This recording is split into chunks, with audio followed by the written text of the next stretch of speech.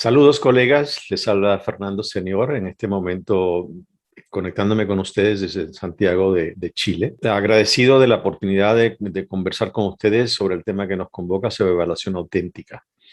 Antes de compartirles los comentarios y los ejemplos que tengo para ustedes, quería proveerles algo de contexto. Primero, el hecho de que mi rol, desde dónde les comparto estas experiencias, desde mi experiencia como diseñador y como estratega de procesos de aprendizaje, principalmente en audiencias con trabajo con adultos, en contextos universitarios y también en contexto de capacitación de personal en empresas, en organizaciones sin fines de lucro y también en dependencias de gobierno. Así que es desde ahí que les voy a compartir los siguientes comentarios. Tengo varios ejemplos de,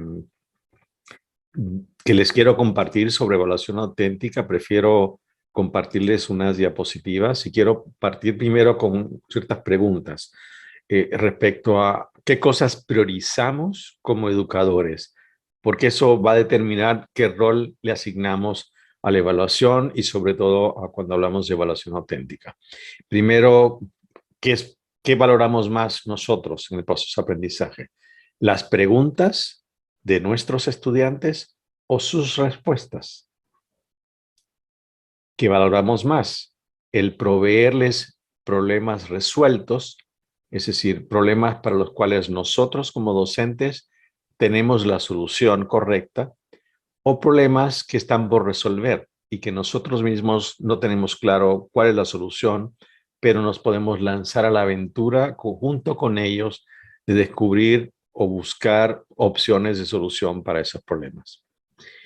Tercero, nos hacemos cargo nosotros de el momento en que los estudiantes deben enfrentar problemas de la vida real con los conocimientos y las herramientas que nosotros le proveemos, o delegamos eso para que sea otro docente o la vida misma la que se encargue de proveerle estas oportunidades para que el estudiante decida cómo lo aplica, si es relevante, si no es relevante y demás. Cuarto, la distinción entre nuestro rol o el peso que le damos a nosotros evaluar versus calificar. Y a veces se toma como un sinónimo, pero no es exactamente lo mismo. Para calificar, obviamente, asignamos puntuación por actividades y con ello determinamos si el estudiante es capaz de cumplir al menos con requisitos mínimos para poder cumplir y superar un curso, ¿no? Poder pasar un curso. Versus la evaluación, que implica un análisis un poco más minucioso, cualitativo y sobre todo para lo que sigue es el tema de la retroalimentación.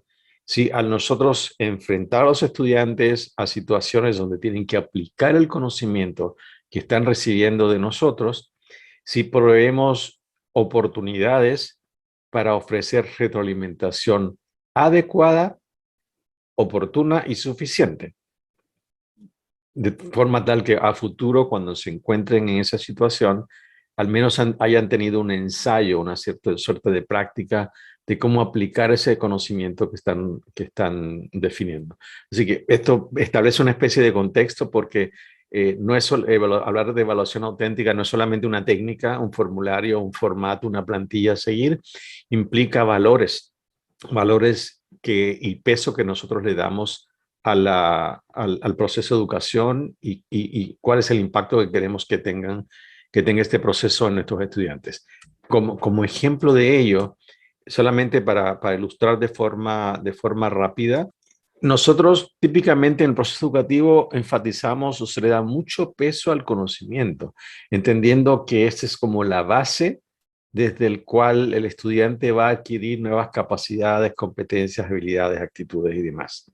La aplicación a veces se ve, a veces no, a veces se delega para más adelante en una formación y el impacto no siempre se ve porque ese es como desafío del estudiante cuando vaya a ejercer. En cambio, nosotros en nuestra propia aula podemos dar mucho más énfasis al impacto de que el estudiante va a tener para poder aplicar esos conocimientos, esos nuevos conceptos, esta información que nosotros le vamos a compartir, podemos priorizar eso en el aula. Y a eso es lo que nos lleva realmente la evaluación auténtica. Yo quiero recomendar un material porque es muy práctico, que no me canso de recomendar, de la Universidad de Desarrollo en Chile, del Centro de Investigación de Mejoramiento de Educación. Ellos han llevado por varios años un proyecto de investigación aplicado para poder proveer ejemplos, guía, formación a los docentes universitarios de cómo aplicar la evaluación auténtica. Así que realmente les recomiendo que consulten, que descarguen una copia de este documento. Aquí está la página web, también va a estar mi página personal que más adelante les comparto. De ahí rescato algunos ejemplos. Pero ¿cuáles son algunos tipos de evaluación auténtica? ¿A qué se refiere? Puede ser, lo esencial aquí es que el estudiante tiene una oportunidad de aplicar aquello que está recibiendo como conceptos, estrategias, reglas, conocimientos, no solamente para que los almacene, sino que también que los ponga en práctica. ¿Cómo se puede llevar a cabo? De muchas maneras. Pruebas escritas, análisis de casos, desarrollo breve, selección múltiple también se puede hacer, aprendizaje basado en problemas, debates, artículos, bitácoras, reflexión, simulaciones, portafolio. Este documento que les mencionaba hace un momento de la Universidad de Desarrollo tiene muchos ejemplos prácticos de diversas disciplinas sobre cada uno de estos temas. Este es otro ejemplo, no de la misma fuente, pero aún en una prueba de selección múltiple, ejemplo de una clase que tenga que ver con seguridad de datos y demás, uno puede hacer la pregunta, ¿cómo usted asegura los datos? La respuesta es casi del libro de memoria para presentarlo, para repetir en una prueba.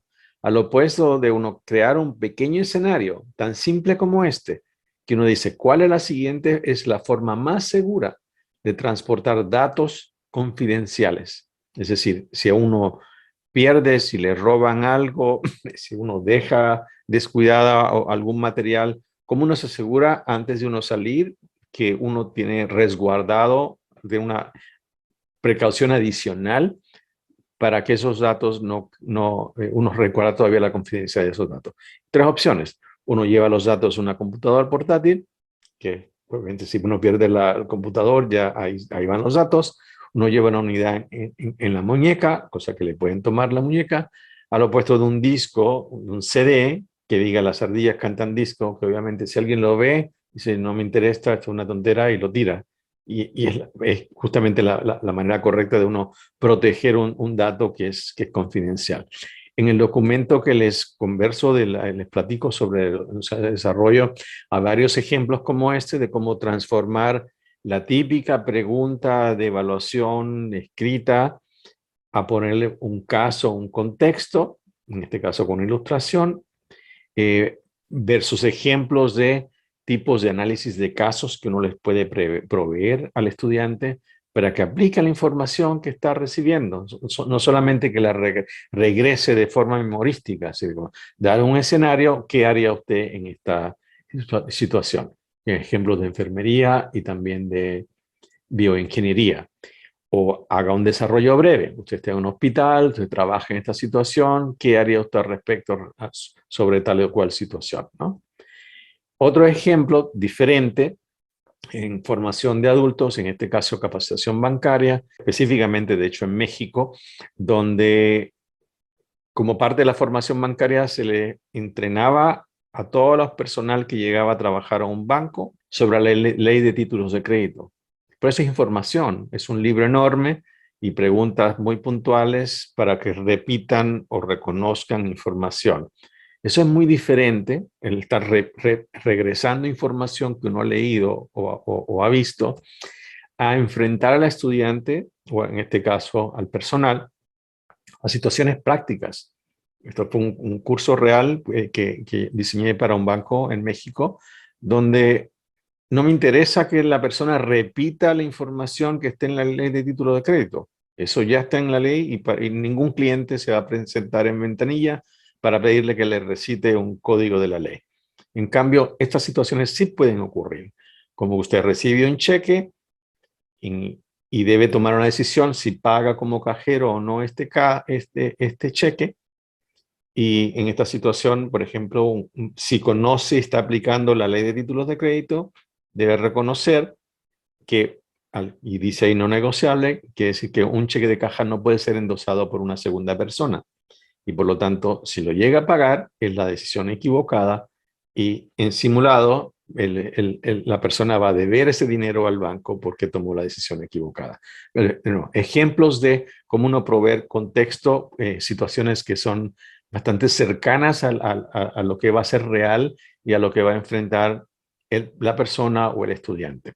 Otro ejemplo, no va a dar tiempo para entrar en detalle, pero sí los invito a ir a mi página personal, buscar este caso, que es una formación que se hizo para ayudar a los docentes a la migración de emergencia a la educación en línea, producto del COVID y el distanciamiento social, y se creó un taller de una sola semana que se le llamó Bootcamp Virtual para enseñanza remota, pero aquí pueden descargar los materiales que se utilizaron para llevar a cabo, como el manual del estudiante y también la guía que tenía que reproducir o el producto que tenía que generar participantes.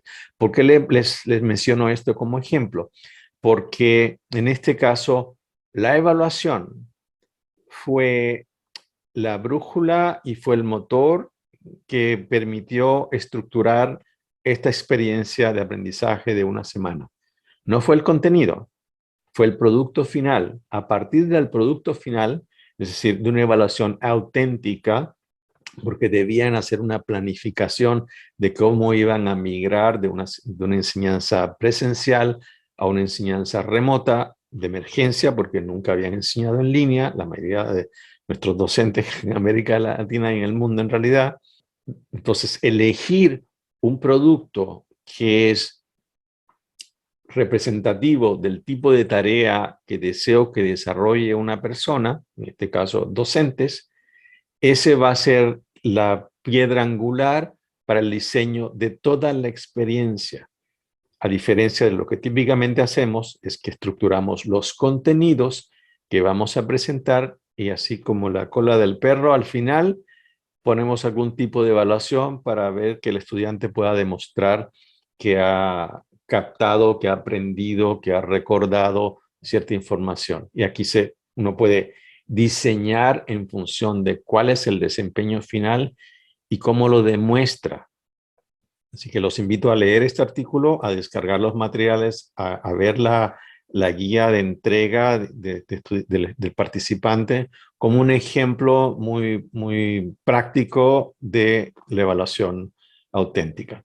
Bueno, en esta breve cápsula espero que haya sido de utilidad y los invito realmente a darle mucho peso a la evaluación, sobre todo lo que es auténtica. Como último comentario, les quiero decir que yo, aún en mi rol que les decía al principio, como diseñador de procesos de aprendizaje, si hay algo que yo puedo modificar en un curso para que sea más efectivo sin cambiar nada más, ni los materiales, ni los recursos, ni los procesos, si hay algo que cambio y que va a tener mayor impacto que cualquier otra cosa, es justamente la evaluación. A ese nivel de importancia, ese nivel de importancia le doy. Y sobre todo si es auténtica, como los ejemplos que les he compartido. Bueno, espero que esto haya sido de utilidad. Encantado de continuar el diálogo y ya tienen mi página también para si quieren contactarme posteriormente. Gracias.